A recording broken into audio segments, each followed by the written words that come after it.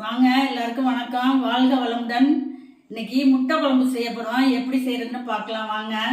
முட்டை குழம்பு செய்கிறதுக்கு கொஞ்சம் தேங்காய் துருவி எடுத்து வச்சுருக்கோம். அதை சேர்த்துக்குவோம். மிக்சி ஜாரில் அரை தக்காளி கட் பண்ணி வச்சுருக்கேன், அதையும் சேர்த்துக்கலாம். ஜீரகம் சேர்த்துக்குவோம், சோம்பு சேர்த்துக்குவோம், 1 டீஸ்பூனு மஞ்சள் சேர்த்துக்கலாம், 1 ஸ்பூன் மல்லித்தூள் சேர்த்துக்குவோம், 1 ஸ்பூன் மிளகாத்தூள் சேர்த்துக்குவோம். அரைச்சிட்டு வந்துடலாம். அரிசி களைஞ்சி போடையில் 2 தண்ணி கழனி தண்ணியை ஊற்றிட்டு 3வது தண்ணி எடுத்து வச்சுருக்கேன், அதை ஊற்றி அரைச்சிக்கலாம். பருப்பு வேக வைக்கிறதுக்கு, முட்டை குழம்புக்கு, எல்லா குழம்புக்குமே இது மாதிரி 3வது தண்ணியை உபயோகப்படுத்தலாம். நல்லது உடம்புக்கு. எண்ணெய் சட்டி அடுப்பில் வச்சுக்கலாம். சரி, கடலெண்ணெய் சேர்த்துக்குவோம். 1/4 டீஸ்பூனு சோம்பை நுணுக்கி வச்சு அதை இதோட சேர்த்துக்கலாம். சோம்பு பொரிஞ்சிருச்சு. வெங்காயம் சேர்த்துக்கலாம். சேர்த்துக்கலாம்.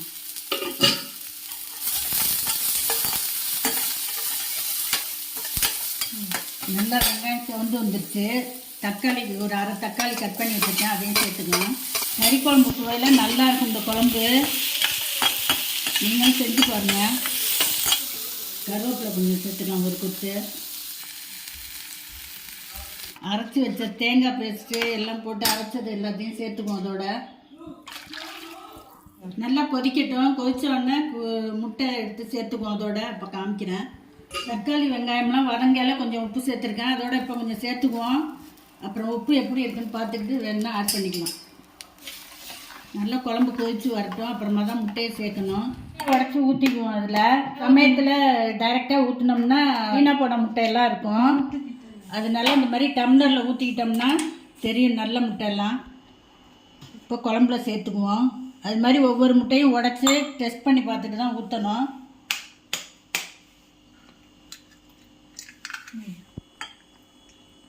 சிம்மில் வச்சுக்குவோம், அப்புறமா இப்போ ஹையில் வச்சுக்கலாம்.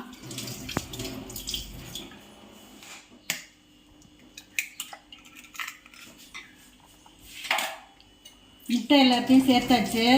கொஞ்சம் நேரம் கழித்து தான் கிண்டி விடணும். உடனே கரண்டி போட்டோம்னா கலங்கி எல்லாம் கரைஞ்சி போயிடும்.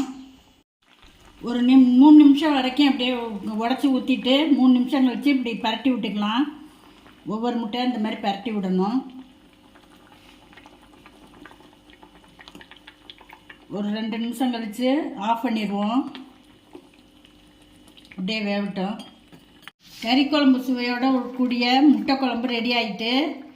இப்போ ஸ்டவ்வை ஆஃப் பண்ணிக்குவோம்.